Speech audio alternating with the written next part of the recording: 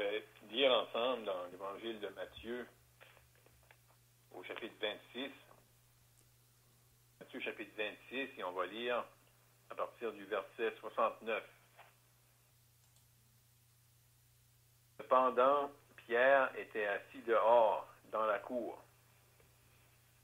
Une servante s'approcha de lui et dit, « Toi aussi, tu étais avec Jésus, le Galiléen. » Mais il le nia devant tous, disant, « Je ne sais ce que tu veux dire. » Comme il se dirigeait vers la porte, une autre servante le vit et dit à ceux qui se trouvaient là, « Celui-ci était aussi avec Jésus de Nazareth. » Il le nia de nouveau avec serment. « Je ne connais pas cet homme. » Peu après, ceux qui étaient là, s'étant approchés, dirent à Pierre, « Certainement tu es aussi de ces gens-là, car ton langage te fait reconnaître. » Alors il se mit à faire des imprécations et à jurer, « Je ne connais pas cet homme. » Aussitôt, le coq chanta. Et Pierre se souvint de la parole que Jésus lui avait dite. « Avant que le coq chante, tu me renieras 3 fois. » Et, étant sorti, il pleura amèrement. Dès que le matin fut venu, tous les principaux sacrificateurs et les anciens du peuple tinrent conseil contre Jésus pour le faire mourir. Après l'avoir lié, ils l'emmenèrent et le livrèrent à Ponce Pilate, le gouverneur. Alors Judas, qui l'avait livré, voyant qu'il était condamné, fut pris de remords et rapporta les 30 pièces d'argent aux principaux sacrificateurs et aux anciens, en disant, « J'ai péché en livrant le sang innocent. » Ils répondirent, « Que nous importe? Cela te regarde. » Judas jeta les pièces d'argent dans le temple, se retira et alla se pendre. Les principaux sacrificateurs les ramassèrent et dirent, « Il n'est pas permis de les mettre dans le trésor sacré, puisque c'est le prix du sang. » Et, après en avoir délibéré, ils achetèrent avec cet argent le champ du potier pour la sépulture des étrangers.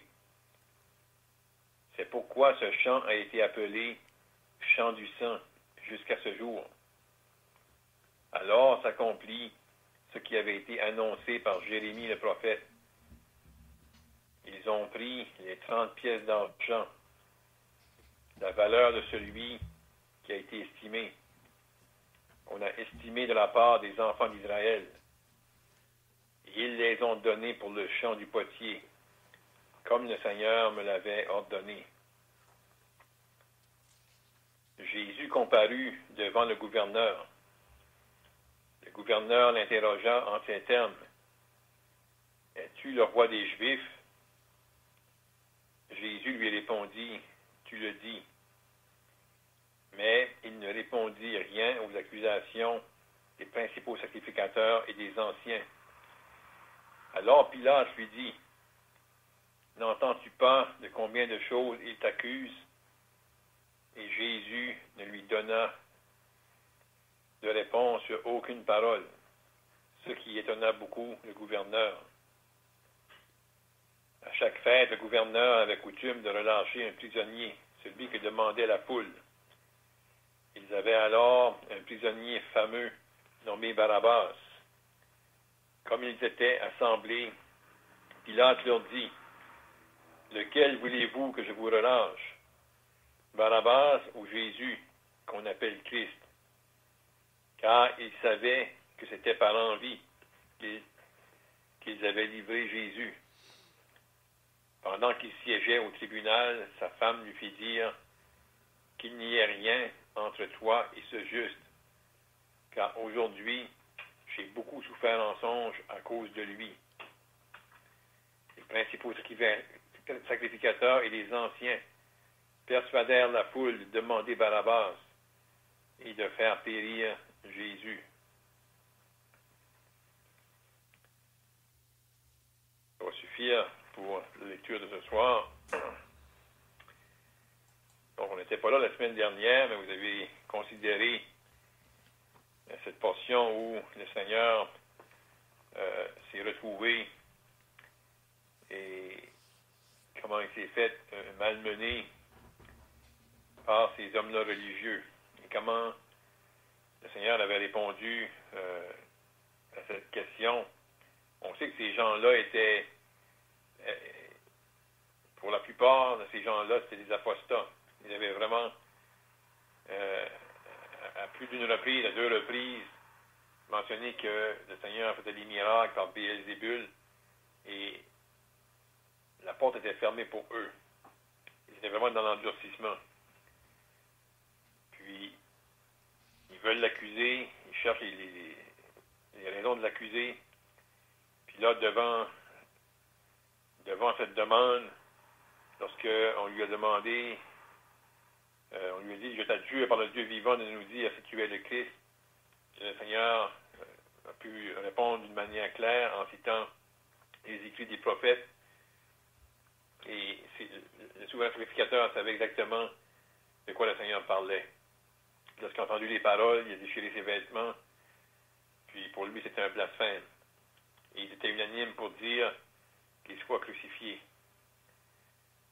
Il mérite la mort.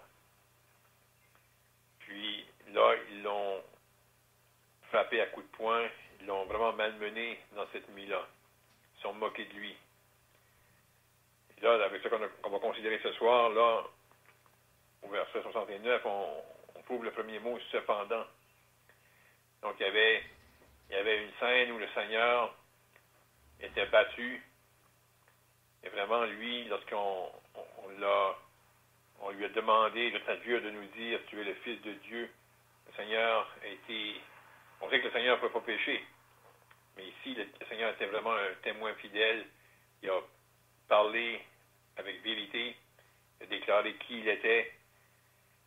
Puis, là, on connaît la suite. Là, en contraste, on a Pierre qui est dans la cour, autour d'un feu.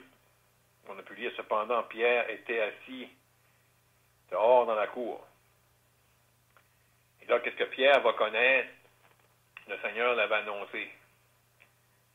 Non seulement, de cette nuit-là, le berger allait être frappé, les brebis allaient être dispersées, mais en particulier, le Seigneur avait dit à Simon, comment Satan les avait réclamés pour les tribler comme le froment.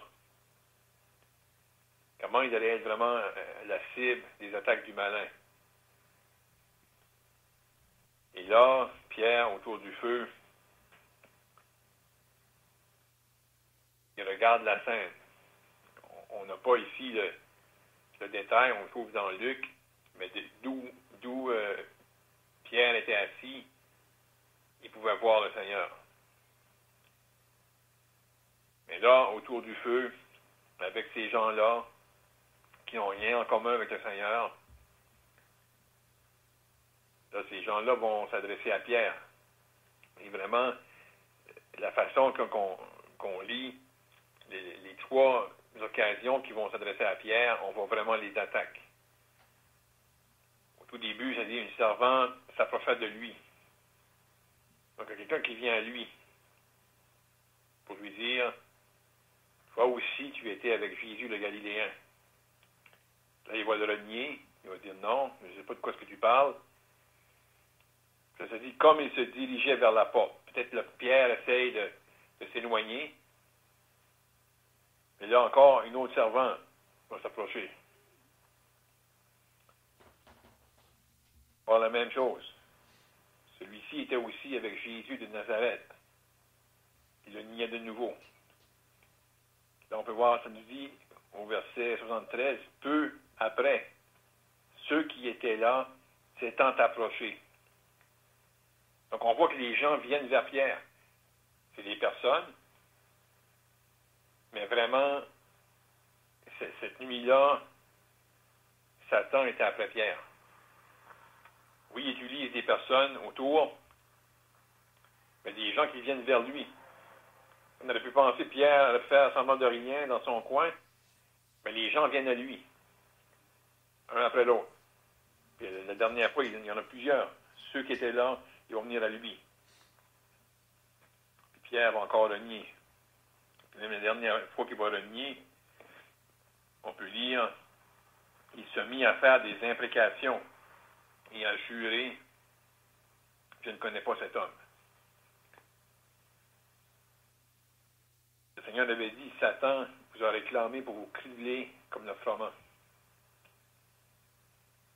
Et vraiment, cribler comme le froment, vraiment, c'était une étape lorsqu'on faisait qu'on allait ramasser cette semence-là, le grain. La dernière étape, on allait enlever les petites imperfections, les petites écailles. C'était vraiment enlever le mauvais du bon. Puis c'est apparemment cette idée-là de cribler comme le froment, le diable va s'approcher, il va essayer de voir où on a des points faibles, où il peut attaquer. Il va vraiment examiner attentivement. Puis les attaques vont être bien lancées. Donc, Pierre était au mauvais endroit, mais vraiment, il y avait des attaques sataniques envers lui. Et comme le Seigneur l'avait annoncé d'avance, il avait pu dire, lorsque tu seras revenu, pour affermir tes frères. Donc Pierre, à travers cette chose ici, il y a eu une leçon d'humilité. Pierre, il avait dit, je suis prêt à aller jusqu'à la mort. Les autres peuvent te renier, mais moi je suis prêt même à mourir pour toi. Mais là, Pierre a vécu cette chose ici, puis comme on l'a lu, étant sorti, il pleura amèrement. Les paroles ils ont revenu à la pensée. Ces paroles que le Seigneur lui avait dites. Ça s'accomplit comme il l'avait dit. Pourtant, lui, il croyait fermement, je ne vais jamais faire ça. Mais finalement, il faut juste venir à la conclusion. Il ne pouvait pas effacer ce qu'il venait de dire. Ça avait été dit. Il a pleuré amèrement. Puis on connaît la suite de l'histoire. Le Seigneur va restaurer Pierre. Et Pierre, par la suite, va faire ce que le Seigneur avait dit aussi avant, qu'elle a affermi ses frères. Pierre était vraiment quelqu'un qui a pu, par la suite, exhorter, puis fortifier ses frères dans la foi. Donc, on voit là par la suite comment les événements vont être enchaînés un après l'autre. Le Seigneur a passé cette nuit-là devant les hommes religieux. Il a été battu. Là, il va être livré à Pilate. Les hommes religieux, ils veulent, finalement, dans tout, ils veulent se laver les mains. Ils vont l'amener à Pilate pour que lui, qui est en autorité, puisse le mettre à mort. Et vraiment, les hommes religieux, sans savoir qu'est-ce qui allait prendre place, même la façon qu'eux agissaient, les Écritures allaient s'accomplir. Le Seigneur n'allait pas être lapidé, comme que les Juifs souvent auraient voulu le faire. Le Seigneur allait être crucifié, élevé sur la croix, comme ça avait été annoncé. Là, on voit Judas, son attitude, sa réaction. Vraiment, c'est une réaction différente de celle de Pierre. Lui, il y a des remords après que les choses ont tourné. Il n'avait pas voulu que ça tourne comme ça. Parce qu'il a vu que le Seigneur était condamné. Mais vraiment, dans son action, Judas avait vraiment quand même des mauvais motifs. Et Judas n'était pas un homme sauvé. Donc, il fut pris de remords, la façon que les choses ont tourné. Mais ce remords-là qui est là, c'est pas une repentance. C'est juste un regret de la façon que les choses ont tourné. Pierre, qui était un homme sauvé, avait connu dans le passé la repentance, puis vraiment, il va la connaître aussi par la suite d'une manière au niveau de la restauration. Pierre va être restauré. Il va vraiment reconnaître qu'est-ce qu'il a fait de mal là. Puis il va être restauré au Seigneur. Donc, on ne va pas en dire plus pour l'introduction. On a déjà beaucoup parlé. Donc, on invite encore les frères à participer par des questions, des commentaires. Et on pourrait encore ce soir être instruit puis enseigné par ces choses-là, même l'expérience que Pierre a connue, de penser que c'est quelque chose on n'est pas à l'abri de cette chose-là. Donc, faut tirer leçon de cette expérience-là de Pierre. Donc, on invite donc les frères à participer par des questions et des commentaires. Donc, on peut penser à Pierre ici que je pense qu'il n'avait pas peur d'aller dans la cour, puisque le Seigneur était. On peut penser à Pierre que c'était un caractère fort, qui était toujours comme le premier en avant.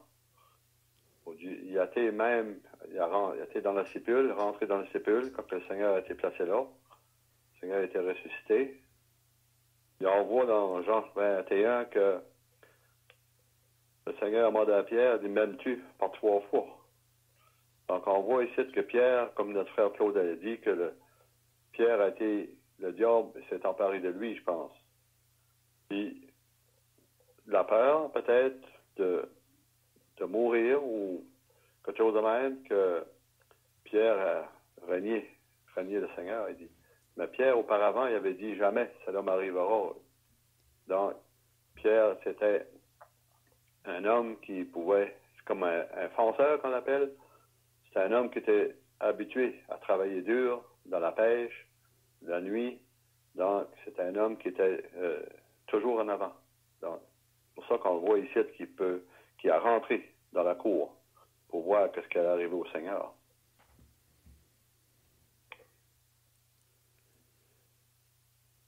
Qu'est-ce qu'on avait vu la semaine passée aussi à propos de Pierre?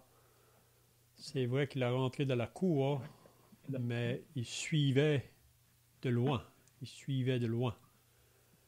Donc, s'il avait entré dans la cour pour être près du Seigneur, probablement qu'il aurait été protégé.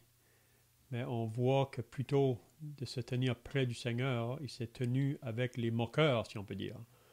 Parce que ceux qui étaient là, c'était vraiment les moqueurs. C'est ceux qui suivaient les chefs religieux là, dans le but de prendre Jésus.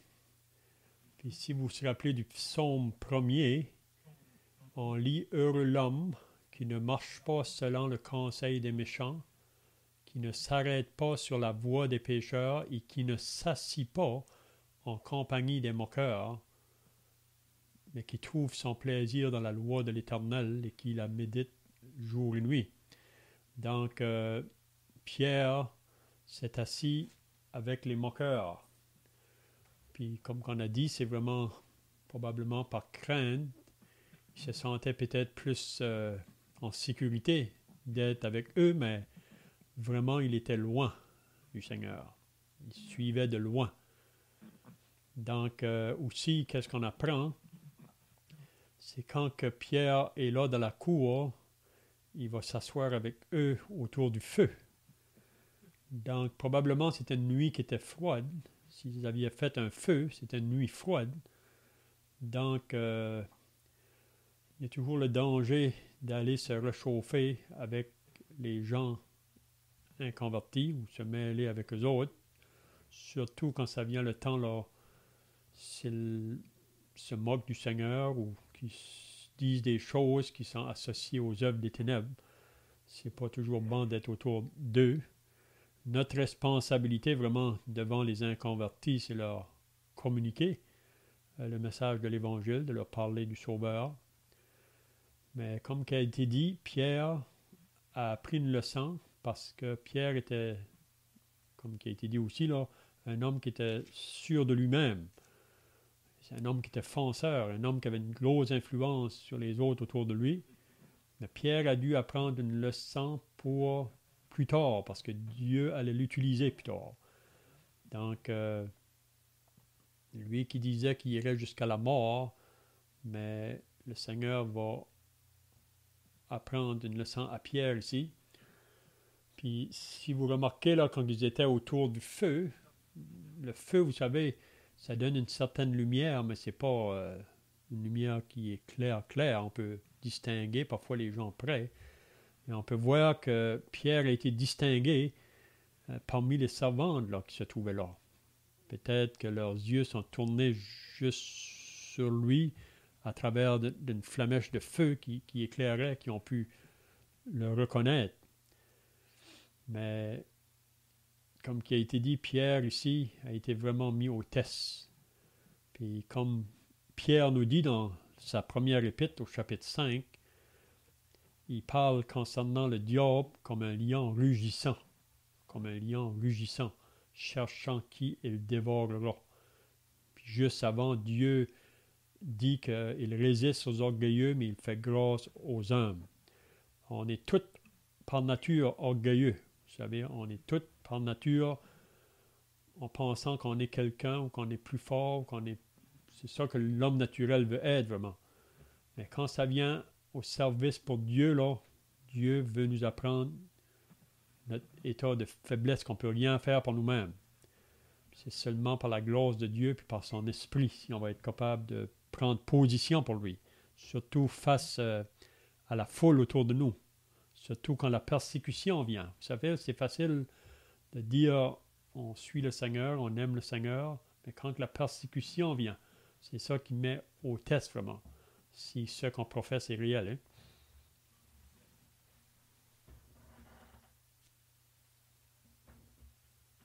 La servante qu'il a reconnue ici, est-ce qu'on peut dire que Pierre avait la même nationalité que Jésus, avec Jésus le Galiléen? Il venait-il à la même place que le Seigneur, ça?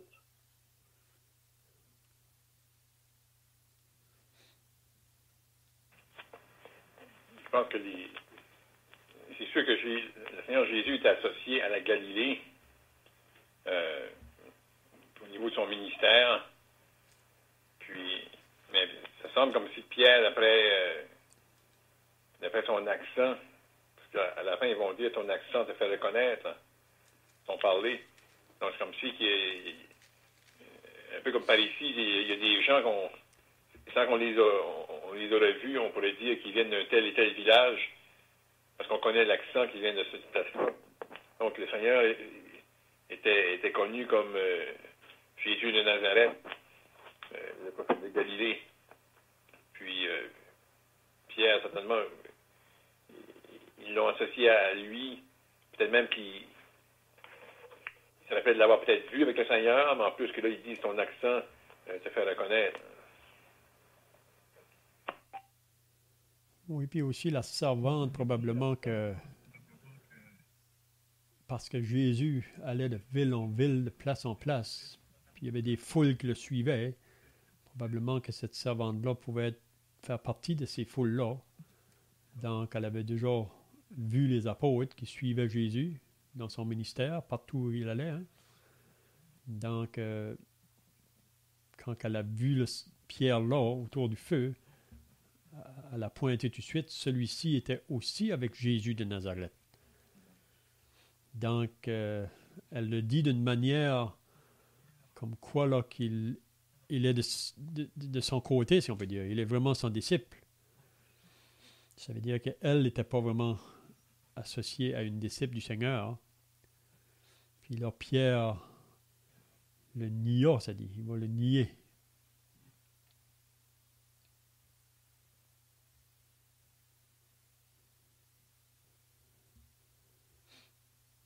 Parce que c'est vraiment... On peut penser, oui. OK, c'est bon.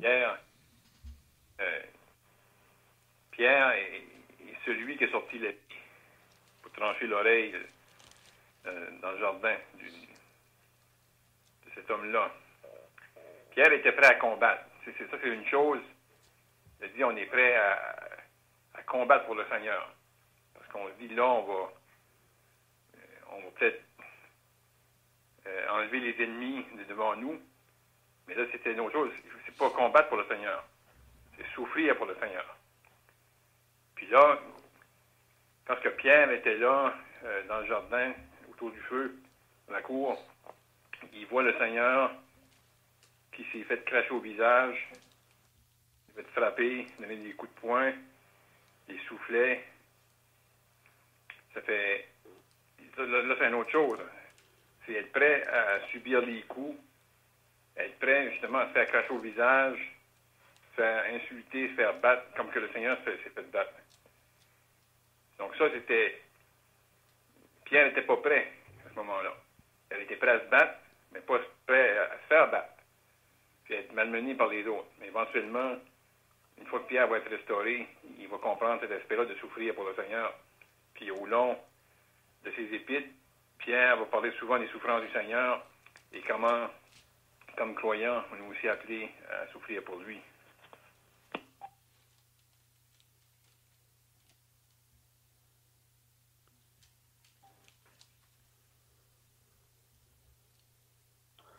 Parce que Pierre a dit ici, je ne connais pas cet homme-là. Lui qui avait accompagné le Seigneur, mangé avec le Seigneur, dormi, aller de place en place avec le Seigneur, son cœur a dû être brisé. Son cœur a dû être dérangé. Parce que pour dire ça du Seigneur, ça prenait quelqu'un qui... Je ne sais pas ce qui a pu arriver à cet homme. Je ne connais pas cet homme, il a dit. Donc, ça aurait dû être dur pour lui de dire ça. Parce qu'il savait c'est qui était le Seigneur.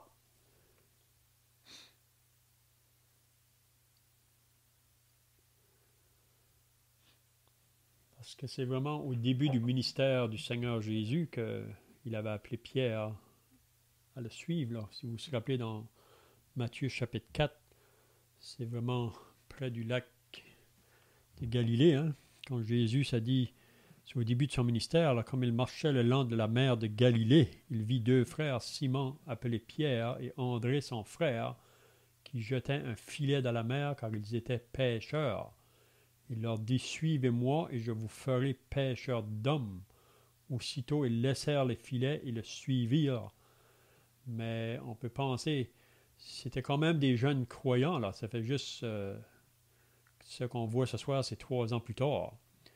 Mais on voit que Pierre a été prêt à tout quitter pour suivre le Seigneur, au début.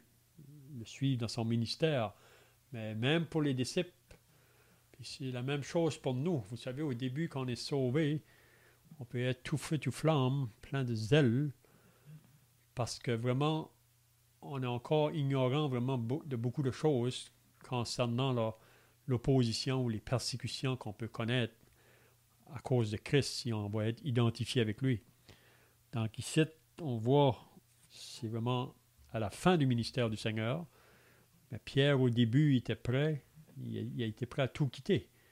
Mais quand ça vient, comme j'ai dit tout à l'heure, face à la persécution, c'est vraiment là qu'on peut être mis à l'épreuve concernant notre foi, parce que souvent, la crainte, et le diable a souvent utilisé la peur pour nous arrêter là, de parler au nom du Seigneur. On voit même dans les Actes des Apôtres, Pierre, là, après que le Saint-Esprit est venu sur les autres, ils ont été aussi défendus de parler au nom de Jésus.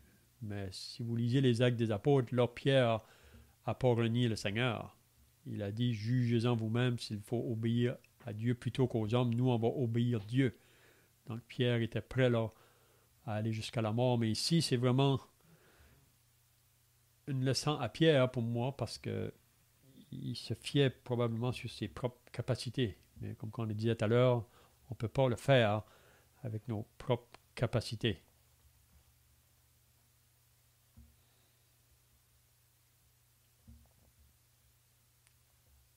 Comme on a mentionné, cet aspect-là d'être prêt à souffrir pour le Seigneur, nous autres, aujourd'hui, on le comprend, on a tout le Nouveau Testament, on a les Écritures devant nous, mais si on se met dans les souliers à Pierre, comme on vient d'entendre, Pierre qui avait marché 3 ans avec le Seigneur, Pierre était là quand le Seigneur, juste en parlant, pouvait dire à la mer, silence, tais-toi, le calme est venu. Il avait pu chasser les démons. Il avait pu appeler Lazare, sort, puis Lazare est revenu à la vie. puissance du Fils de Dieu. Puis même juste avant ceci, c'était même après que le Seigneur avait dit qu'elle allait le renier, lorsqu'ils ont été dans le jardin de Gethsémani, puis que la foule est venue pour prendre le Seigneur. Lorsqu'on lit dans l'Évangile de Jean, puis que le Seigneur a dit, qui cherchez-vous? Puis on dit Jésus de Nazareth. Lorsque le Seigneur a dit, c'est moi, Pierre était là, puis il a vu la foule qui était armée d'épées et de bâtons se jeter par terre. Puis vraiment, le littéral, c'est qu'ils se sont prosternés. Ils ont reculé, puis ils se sont prosternés. Donc, Pierre voyait la puissance du Fils de Dieu. Là, tout à coup, il voit le Seigneur, cette même personne-là, se faire cracher au visage, se faire frapper. C'était totalement incompréhensible pour Pierre. Il ne va pas penser qu'est-ce qui se passe. Pierre ne comprend plus rien. Puis en plus, là, en ne comprenant pas qu'est-ce qui se passe, il n'est pas à la bonne place, puis Satan est après lui. C'est comme si il va le renier 3 fois, mais là, tout d'un coup, quand tout est fini, puis là, ça y revient à la pensée, là, c'est comme si il saisit qu'est-ce qu'il vient de faire. J'ai vraiment fait ce que le Seigneur a dit que j'allais faire, je l'ai renié 3 fois. Pourtant, c'est pas vrai, je le connais, j'ai marché avec lui, j'ai vécu avec lui, je l'aime, c'est mon sauveur, c'est mon Seigneur. Mais, comme Léon vient de dire, Pierre, un homme fort, un homme sûr de lui, mais là, il apprend la leçon, puis qui va être bénéfique pour lui par la suite. Il va vraiment avoir appris la leçon avec ça.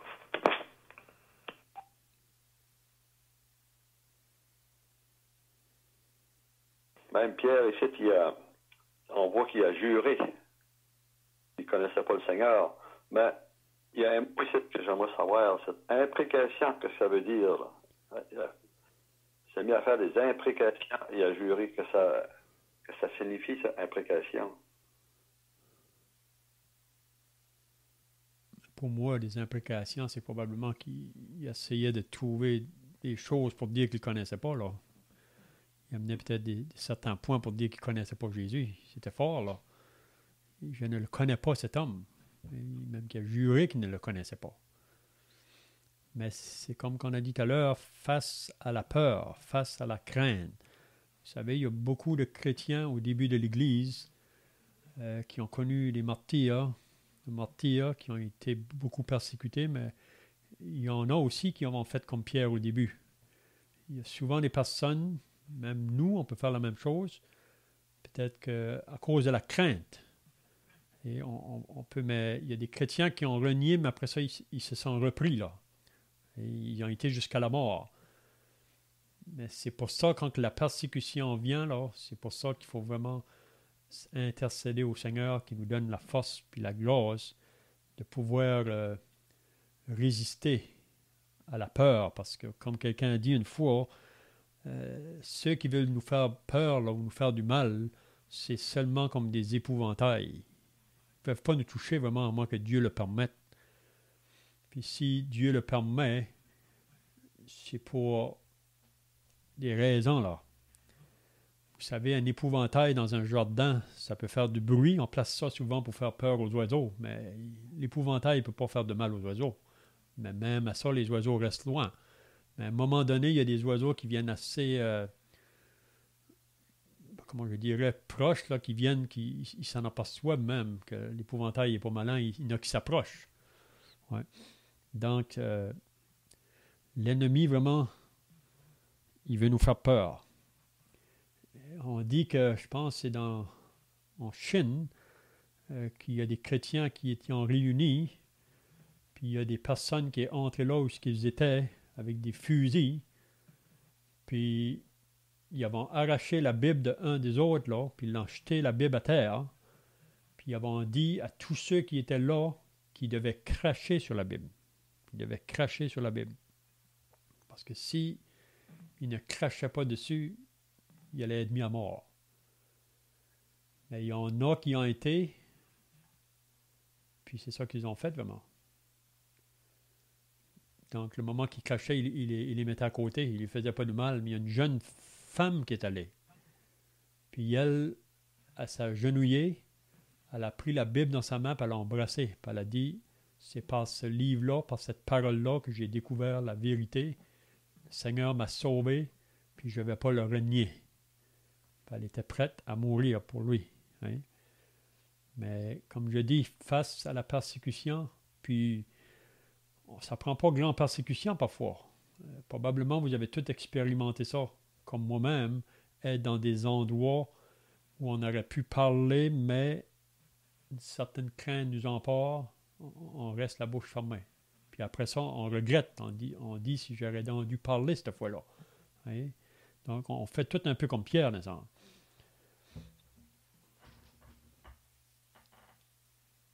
Juste un exemple, on s'en rappelle toute la tente à Pigeonhill, que la foule était là, puis il nous disait, criait pour nous autres toutes sortes d'affaires, toutes sortes de menaces. Mais le Seigneur était là pour nous protéger. Parce que cette foule-là, cette soirée-là, je pense que s'il y en a qui auraient eu des armes, je pense qu'ils auraient tiré sur nous autres, parce que cette foule-là était enragée. Mais le Seigneur était là pour nous protéger.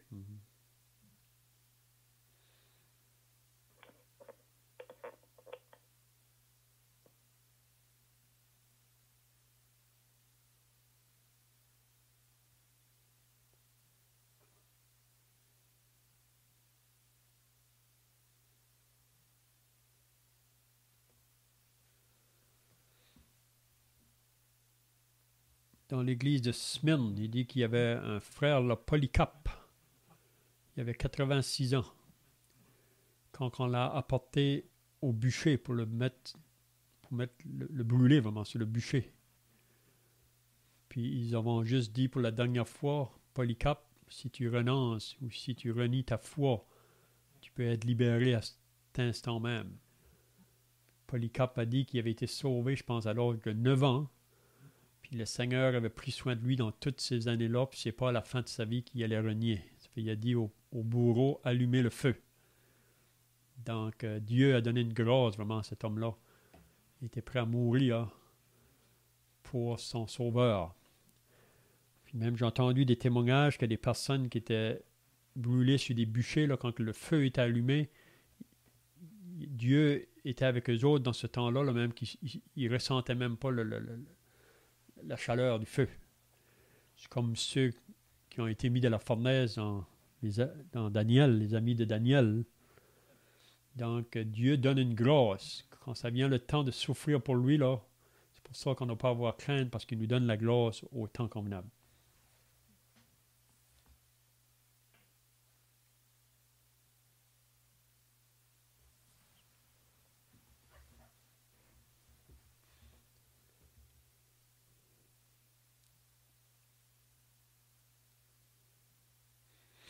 Je vois que le temps est passé, donc à moins que les frères ont d'autres choses à ajouter, là, s'il y a des questions. Sinon, un frère peut terminer par la prière.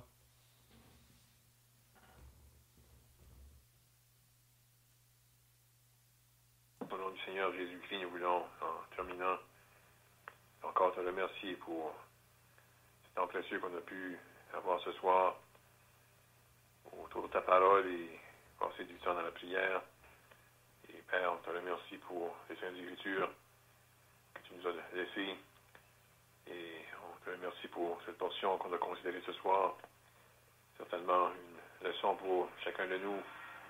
Et comment on doit aucunement dépendre sur nos propres forces, sur nos propres moyens, et encore moins sur notre confiance en soi pour être ferme et pouvoir être un témoignage devant les autres et être préservé du malin, mais on doit uniquement dépendre sur toi et sur ton Fils et sur le Saint-Esprit qui peut agir en nous.